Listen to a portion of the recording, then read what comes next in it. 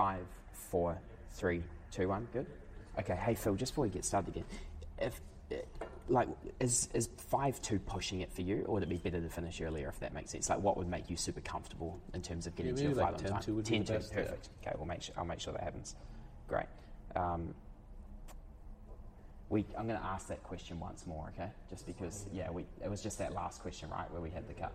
Yeah, perfect. Okay. And there's so many applications for AI, it's one of the hottest topics in the world, as I've just been talking about. I guess, what are the areas in which you're most excited about right now, and where you think, AI can make the biggest impact? I think practical products that improve the way that people deal with each other are really interesting. So we just released a product called Spot, which is an AI to help with discrimination and harassment at work, which is something that AIs could be really effective at. We released a product earlier called Disco, which is a employee feedback and recognition system using AI. So it basically looks for positive feedback, praise, compliments, and amplifies them. That's a recurring theme for us. It's AI that helps people be better to each other and with each other. Yeah, absolutely. And I think it was Elon Musk who called artificial intelligence the biggest risk we face as a civilization. Mark Zuckerberg shot back and said that was pretty irresponsible. Where do you kind of fit on this, and what do you think of Elon's view? I think it's important to understand that when the fully generalized AI takes over, like when we get our inevitable robot overlords, they will have access to the Wayback Machine. So it's important for the record to say that I've always been on the side of the AI. I've always favored our upcoming AI overlords. I've never hesitated or doubted or thought it was bad for a second. Yeah. Okay. And I guess how do you think AI will change the world? Like in 20 years from now, what do you expect the world to look like from an AI perspective? What are going to be some of the biggest changes based on AI? Like I'm really an optimist about this. Yeah. And in fact, I try to be a rigorous optimist. So that's the philosophy I really try to apply to this, is rigorous optimism. Yeah. Which is basically saying that like the world can be made better, it will be made better, and it's your job to do it. Yeah. It's not somebody else's job. And like it's not, rigorous optimism is not a passive thing. It's not an outlook. Like it's an orientation. Like it is your job to make the world better. And you do it the way that you do anything, like with a plan, one step at a time. Like this isn't a dream; it's a plan. There's like a big difference between a dream and a plan. So, I think in 20 years, fewer people will have to do things that they don't want to do, that they don't like doing. I think people will be better to each other, better to themselves. I think AI will play a big role in that. Being rigorously optimistic doesn't mean that I'm blind to the risks and challenges. I'm not. I understand them. In fact, I think many of them are accurate and true, but it's our job, it's the job of the people who make the products to imagine the positive world, imagine where we want it to go, build the good stuff, and figure out how to mitigate the risks and the dangers. It's much easier to be pessimist. It's much easier to sound. You sound smarter when you're pessimistic than when you're not. When you're optimistic, like you sound smarter when you're being critical than when you're being complimentary. That's just the way the human brains are wired, and it doesn't require that much imagination to like enumerate the hypothetical risks. It does require imagination to imagine a better world and actually build it. So I try to hold myself to that kind of rigorous optimism. Absolutely, I think it's awesome, yeah. And, I guess for 100 years, though, technology's been kind of replacing the need for human muscle, and AI is reaching a point where it's obviously starting to replace the need for human brain. At what point do you think it's going to become, I guess the effects on the labour market will become like truly meaningful? Like, when do you think? What are the biggest risks there? Well, generational. So I think, and this is actually where I think a lot of the politicians kind of get this wrong. The real change is generational. So it isn't so much about people in current jobs losing their jobs. Like some of that will happen, but that's actually fairly easy to constrain and to deal with, and to have tax incentives and basic income plans and whatever. Yeah. The real change is going to be that your children aren't going to be doing your job, the same job. So, if you are someone that works at a cash register, or a personal assistant, or a coal miner, it isn't so much that you're going to lose your job. You may not. Probably fewer of them will. There'll actually be more net jobs created in the short term. The real thing is that your children are definitely not going to be coal miners or assistants or cashiers. Yeah. So what we need to be thinking about is what is the generational shift? Like what are the policies that make the next generation in a better position to take advantage of the opportunities there than the current ones? But that isn't the way most governments and politicians or even anyone talks about it. They talk about your current job. Yeah, so true. It's really not about that. It's really about what are your kids going to do? Yeah, absolutely. And they're making sure they're getting trained in the right areas so that they are. And what kind of social policies do you want to give them the best chance? Yeah.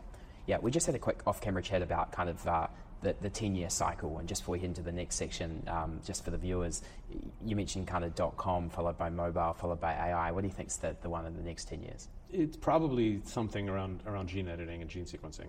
So probably in 2028 we'll be making all turtles around CRISPR. Yeah, absolutely. Great. So moving to the next stage of the journey for people who are just starting, and I want to jump back to Evernote now and some lessons learned, particularly in regards to user acquisition and growth. I guess, tell me about the launch and how you got your first users and how that began to scale and through what kind of, I guess, techniques you used to truly get that hockey stick going. So we just launched, we did a closed beta, invitation-only beta on TechCrunch. So we sort of gave away some invite codes, and that wasn't a gimmick. Like we just literally, we had like one computer that was all running on. It was like sitting under our CTO's desk, so like we can only handle very little traffic. So we did that, and then we just grew from there. And we had no growth strategy. We had no growth hacking. There was no tactics. There was no marketing. It was word of mouth. It was earned media. It wasn't viral. Evernote was never viral. Okay. You didn't tell your friends about Evernote because you wanted to use Evernote with them. Yeah. So there's no real network effects. You told everyone about Evernote because you loved Evernote, and people talk about what they love. So we actually just grew for the first 4 or 5 years, or even 6 years. Like we basically got to probably 100 million users without any growth tricks. Wow. Okay. Just through media.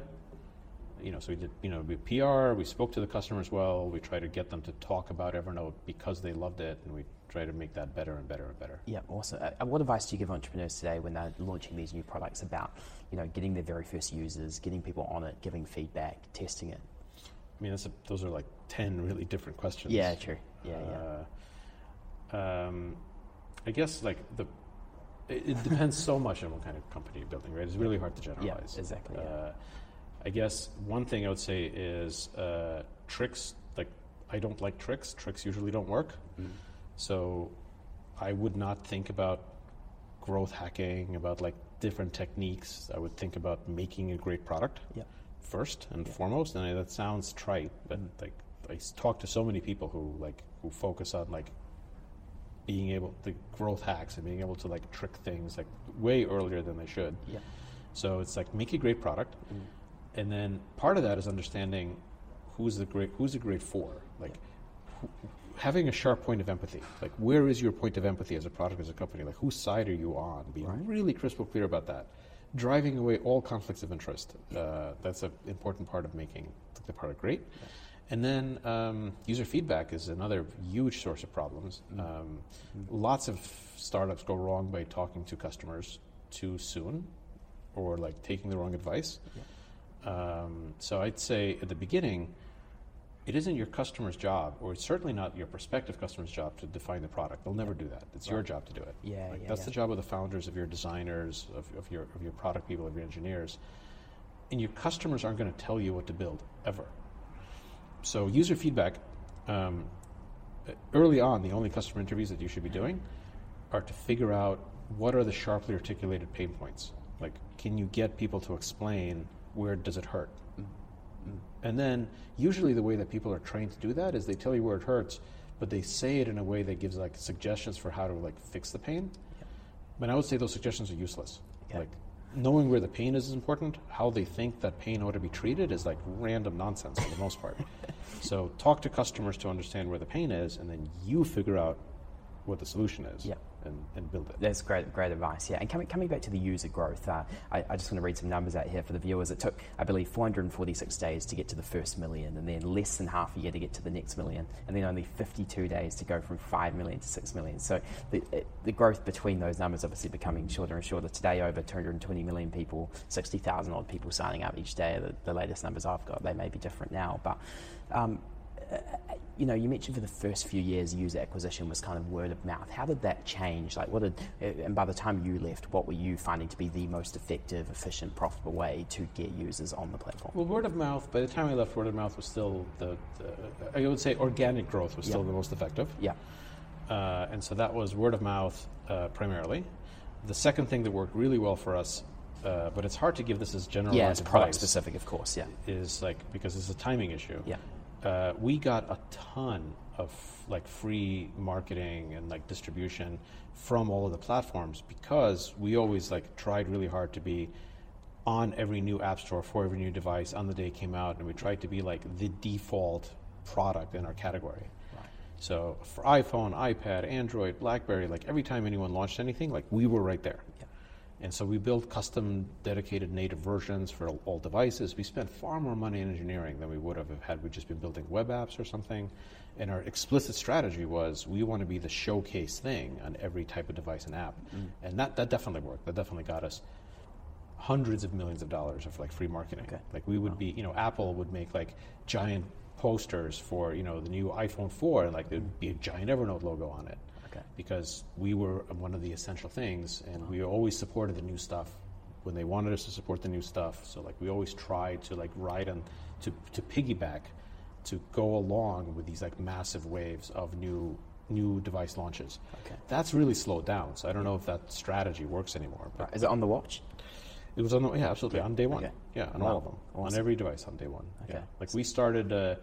We were on the iPhone on day one of the App Store. We were on the iPad, like all of them. Yeah, we started building our iPad version as soon as Apple announced the physical dimensions of the iPad. Months before we had a simulator, Right. we like cut out pieces of cardboard in the dimensions of the iPad. We weighed them down to get the right weight, and then we all walked around with cardboard iPads and like printed Photoshop mock-ups of the screens, and I would carry them around. I would like take them out at meetings just to see like, well, where do your hands go on an iPad? How would you want to use it? So like we always tried to be the best native experience on each device. Yeah. But I don't know if that's good general purpose advice. That was a great thing that we did and worked for us. It was a different time. Great lesson in staying ahead of the competition, though, right? And being at the forefront of new technological developments. Well, for sure. and not doing it on the cheap. Yeah. Right. So like we were not like I always thought it is not my job to like save money in engineering. Yeah. So it's easier. It's just as easy to do hard things as it is to do difficult things. Yeah, Like, yeah. It's just as easy to build 10 different great versions as it is to build 2. Yeah. In the sense that all it takes is money and great people. So just like the hard thing is having that clarity that this is what we're doing. Yeah. Once you have it, then you may as well do the big thing. Yeah, and from a business model perspective, there's so many ways you could have monetized this. How did you land on kind of the freemium model, and what did that journey look like to working that out? So it comes down to this like alignment that like I want all interests to be aligned, and so I didn't want to have anything in the Evernote that was misaligned. So I always wanted to say our empathy is on the end user. We're always on the side of the user. So we're always making a product where every single decision is made based on what's in the best interest of the end user. Yeah. So it eliminated all indirect revenue models. So we knew we didn't want to make money by selling your data, by advertising, by doing any of that stuff because you wouldn't want that. Yeah. So our revenue had to be direct, meaning we only make money for people who buy our products because we give them something that they want to pay for. And freemium wasn't that important. Freemium is just a type of direct revenue. We could have also just had to be fully paid. But those were really the only options for us. Is either it's just paid, or some of it is free and then you pay for others of it. As long as it was like honest and direct, and you pay for when you are getting value out of it. And we don't make money in any other way. Okay, and less so the model, more so how much to charge and so on. Like, of course, this is different for product businesses, SaaS businesses, but particularly kind of tech-based subscription kind of businesses. What advice do you give about working out what that should be? Well, I think there's two types of prices in the world. There's products that are cheap and there's products that are expensive. Yeah. And it's important to know which one you are. Yeah. And an expensive product is one that for the core audience, if they're going to choose to buy this product, they usually have to choose between buying that product and something else. Yeah. Yeah. So, for example, like an iPad is expensive because for most people who buy iPads, they have to decide like, well, am I going to buy this new iPad, or am I going to, buy a new TV? Yeah. Maybe I can like hold on to the iPad from last year. Like it's enough money where you have to at least like make a trade-off. Yeah. Yeah. Yeah. Whereas like Evernote, we said, is inexpensive, meaning that no one ever makes a trade-off. No one's going to say, well, should I pay for Evernote or should I buy an extra cup of coffee? Yeah, yeah. And so we knew that we were in the inexpensive category, not in the expensive category, and it's a very different pricing strategy. So if you're in the expensive category, then you have to like price and go to market in a certain way. You have to be much more rational. If you're in an inexpensive category, you just have to make people really love it and like want to pay you. And so the testing is different. And then we did a bunch of work to figure out what the right prices were. Right, absolutely. Okay, and I want to head into the rapidly scaling questions now for companies that are kind of in the rapid growth stage, particularly as it relates to kind of building culture in the workplace. Because we talked right at the start of the interview, you said you kind of fell into being a CEO almost by default based on the kind of mix-up of your co-founding team. So I guess talk to me about that transition from programmer to CEO and the journey and how you kind of went through that yourself. How you adapted to that, I should say. Well, yeah, I mean, it's the way I justified it to myself is I said, I always saw myself as a programmer. Like that was my identity was I'm a programmer. And so I justified it by saying, well, I'm still doing engineering stuff. I'm just moving around higher level objects. Like I'm not moving around lines of code. I'm moving around people and money and teams, and it's still a very systems engineering approach. It's not really, but that was how I sold it to myself. Right. Were there any early kind of management traps that you fell for? All of them. All of them. Not all of them. I guess the biggest one is initially I fell into this trap of thinking that a lot of my employees, like I was going to hire people because like to do things that like I could also do really well, but I'm just like too busy to do them, so other people are going to do them. Yeah. And so I would like walk around and I would be like, like that guy over there who's like writing our database software, like I'm probably a better database engineer than he is, but like I don't have time, so I'm just going to use him. And like, the person answering the phones, like I have a much better phone voice than he does, but I'm too important, so I'm going to let him answer the phones. And that's really stupid because obviously like you'll never hire great people if they think that you think that you're better than them. Yeah. So as soon as I realized that, like, no, every single person I hire has to be ridiculously better than I am at their thing. Yeah.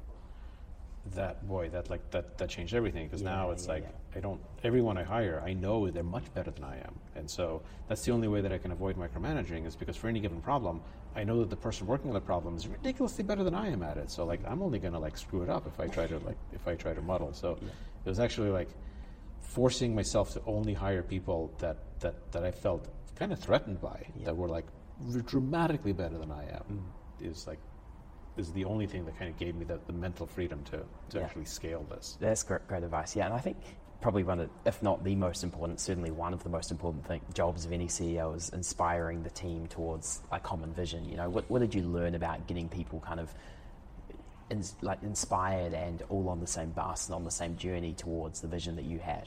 Yeah, I mean, you just have to repeat yourself over and over again, like much more frequently than you think you have to, and make it sound like it's the first time that you're doing it. Like people just need to hear stuff a lot. Yeah, that was a difficult lesson.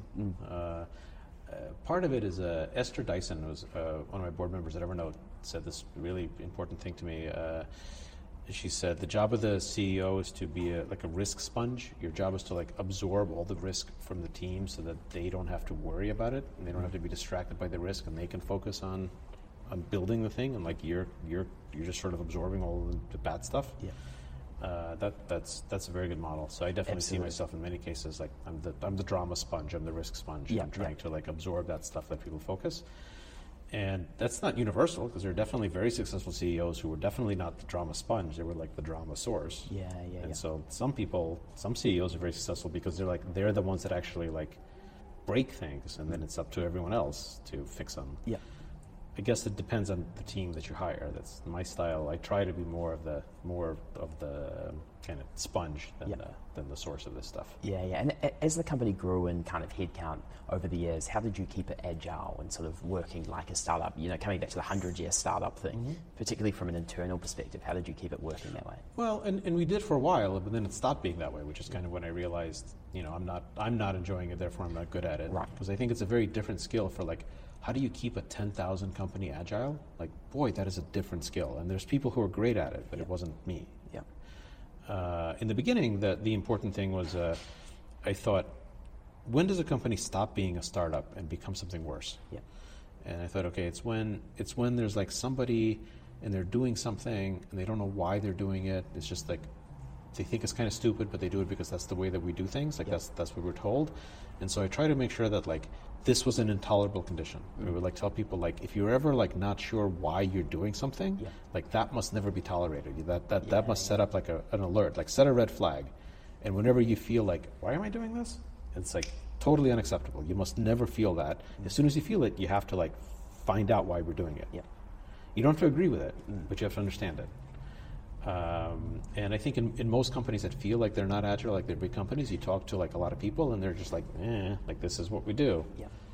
And we try to make it so that there are no safe spaces for that. Yeah. And that works, I think, for 50 people, for 100 people. Does it work? Probably for 500 people. Does it work for 10,000 people? I don't know. Right. Like maybe in a 10,000 person organization, you must have many thousands of people who don't know why they're doing something. And you just have to you have to have a different structure to control it. But for at least a couple of hundred, I think it's that kind of, I don't want to say transparency because transparency is actually the wrong thing. Right. It's clarity. Clarity. Like everyone understands why they're doing something. Yep. Don't necessarily agree with it, but they understand why. Absolutely, absolutely. I just want to briefly touch on hiring, you know, particularly the distinctions between an A player and a B player when you're hiring someone. What would you say, what would you prioritize if it was between sort of, you know, skill in their core kind of competency versus like hustle versus, you know, how would you prioritize and how do you make a distinction between this person is going to be really, really good? So firing is much more important than hiring. Right. As long as you know you can fire people, you're free to hire them. Yeah. So I try to hire people who I think may have a realistic chance of being amazing. Yeah. And if they're not amazing, then we're going to fire them. And they won't be too hard to fire. Right. Yeah. And so, but no, not that the people Right. like that. It's just like the cult, like that I will be able to fire people. Yeah. That we can do it. Like this is the most liberating thing, and this is what lets you give people a chance because like. You can't ever be certain, and if you try to be certain, you're just gonna you're not gonna give people chances, and you're gonna wind up hiring people who you're comfortable with because, again, they look like you. Yeah. So actually, like having the culture that just like says we can separate from people when it's not working out, and that doesn't mean they're bad people or anything, but you just you're not gonna let things go for too long. Yeah. That's what gives you the freedom to actually hire people to It's and great as advice, long as they're potentially amazing. So I actually think there's making sure that someone's going to be great, bullshit. You can't make sure. You get a good gut feel. They're qualified. As long as you're confident that if they're not great, they're not going to be around. Then the culture's like getting the relentless focus on getting the best people on the bus. Exactly. Yeah, I think that's great advice. Well, keeping the wrong person is much worse than not hiring the right person. The biggest mistakes are always keeping the wrong person around for too long. Yeah, absolutely. Just finally on culture, what would you say, are there sort of one or two culture hacks or things you did at Evernote to enhance the culture that you would pass on to other entrepreneurs? So we did a bunch of stuff. We had all hands meetings every week. We had all sorts of social stuff. We were very careful about the production quality of everything around us. So we said, no one was allowed to put up an ugly sign in the kitchen because we're everything has to be thoughtful because this is what we do. It sets that tone. I love it. Yeah. Not everyone has to do that. Not every company has to do that. But I would say the company culture is the single most important thing in the company. It's more important than the product because the product is the product. The culture is the next 100 products. The culture is everything you're ever going to make. So just that realization is that's important. It's not a side effect. And I had a big kind of mental epiphany about this where at first I worried about how do I preserve the culture? How do I preserve the startup culture? How do I preserve the feel? And then I realized I don't preserve anything. You can't preserve something. If you try to preserve culture, it winds up getting weird and brittle and it breaks. The job of the CEO is not to preserve the culture. The job of the CEO is to change the culture intentionally. So it's your job to figure out how the culture needs to change and then change it. It's not your job to keep it from changing. So if you try to keep it from changing, then it's going to change unintentionally. It's going to get away from you. Whereas if you steer it, you can actually steer it. So that's kind of my biggest culture hack is don't think about how to keep it. Think about how to change it. Absolutely. great. I'm going to cut for 1 second. So we're just going to into the rapid fires. We've got sort of 4 minutes or so. So the faster you answer, just letting you know in terms of the schedule. Great.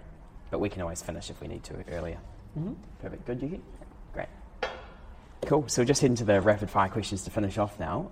I guess, firstly, what would you say is 1 or 2 of the greatest problems you see in the world waiting to be solved by smart entrepreneurs? The biggest problem in the world is wasted potential. Okay. Yeah, absolutely. And I read that you recently started fasting. What have you found to be the greatest kind of, what have you found to be the greatest benefits of that? Well, I've lost 90 pounds. Yeah. I feel That's better. awesome. I'm much more, have much higher energy and better focus, better concentration. Super kind of cool. wish I would have known about this earlier. Right, you would recommend other people do it? No, I'm not a doctor. I have no idea. It's been great for me. Yeah. And I'm happy to talk about my experiences, but I definitely don't make any recommendations. Yeah, and what single entrepreneur in the world do you look up to the most today and why? Well, today it's Elon, right? Because holy crap!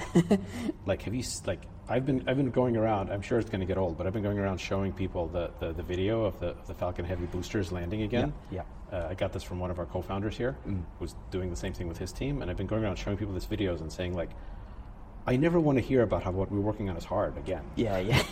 So true. Like, It's just impossibly hard, right? It is amazing. Yeah. I feel like we are living significantly more in the future today than we were last week because of it. And Absolutely. that's spectacular. Yeah, I don't know if you read business books, but what would you say is a book that has been incredibly transformative on you and your life so far? The Clock of the Long Now. It's not a business book. Okay. It's by Stuart Brand, The Clock of the Long Now. There's at least one chapter in there. I think it's chapter 7 called The Order of Civilizations. And there's one chart in that chapter Right.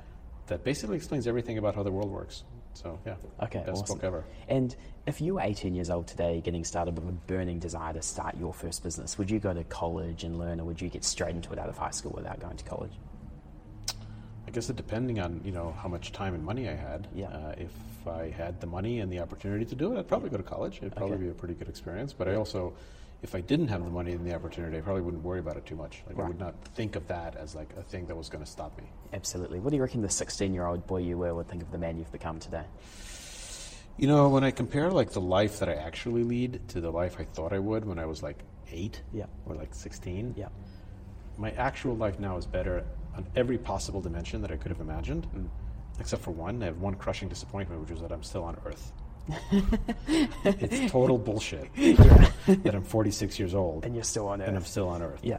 Completely unacceptable. If you were looking at him and giving him one bit of advice of everything you've learned, what would you say to that 16-year-old version of yourself? If I had like a time machine, Yeah. if I had a time machine, I can go back 30 years, Yeah. talk to a 16-year-old version of myself. I guess I would say, I'd be like, dude, don't worry about anything, because in 30 years you're going to have a time machine. All of the rest of this doesn't matter. It's a great answer. And in one word, what quality of mind or state of mind has best served you in your success? Optimism. Optimism. I love If I get 2 words, it's rigorous optimism. Vigorous optimism, okay. And since you're in Silicon Valley, a question from Peter Thiel, 0 to 1. What is something that you believe to be true that not many people agree with you on?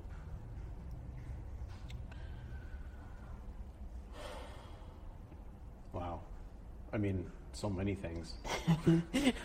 I'm like, the reason I'm pausing is I'm trying to prioritize. I'm trying to come up with one thing. Like, I believe that you don't actually have to eat very much or every day. Most people think that's crazy. Yeah. Turns out to be true. Yeah. Absolutely. I believe that the biggest problem with the world is wasted potential. I don't think most people believe that to be true. Yeah, no, that's awesome. And when you look back over I believe that Equilibrium is Christian Bale's finest movie acting role. Most people don't think that to be true. Yeah, and when you look back over, your huge success from, starting a business that I don't think I have huge success. Right. I really don't. I think I'm off to a good start. Yeah. And hopefully I'll be able to actually make something. When you reflect on the journey, let's say, what are you most proud of so far?